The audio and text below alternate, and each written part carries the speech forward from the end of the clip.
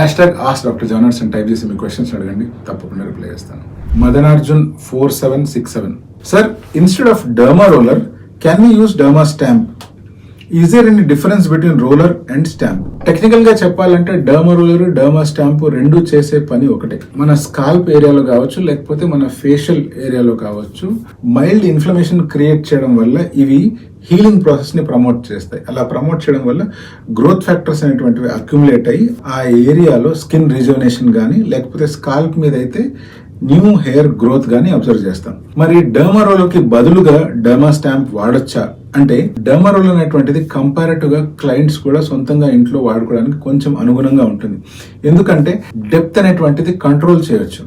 అలా కాకుండా derma stamp అయితే సొంతంగా డెప్త్ ని కంట్రోల్ చేయడం చాలా కష్టం. కాబట్టి డర్మా స్టాంప్ ని డెఫినెట్ గా డాక్టర్ పర్యవేక్షణలోనే వాడడం మంచిది. సొంతంగా డర్మా స్టాంప్ అస్సలే వాడొద్దండి. స్టడీస్ ఏం చెప్తున్నాయంటే డర్మా స్టాంప్ ని ప్రత్యేకించి ఫేషియల్ రిజువనేషన్ కి మాత్రమే వాడడం జరిగింది. హెయిర్ గురించి ప్రత్యేకించి డర్మా స్టాంప్ ని వాడినట్టు ఆధారాలు చాలా తక్కువ. అదే డర్మా రోలర్ అయితే మాత్రం చాలా విరివిగా హెయిర్ గ్రోత్ కోసం వాడినట్టు స్టడీస్ ఉన్నాయి, రిజల్ట్స్ కూడా పబ్లిష్ అయి ఉన్నాయి.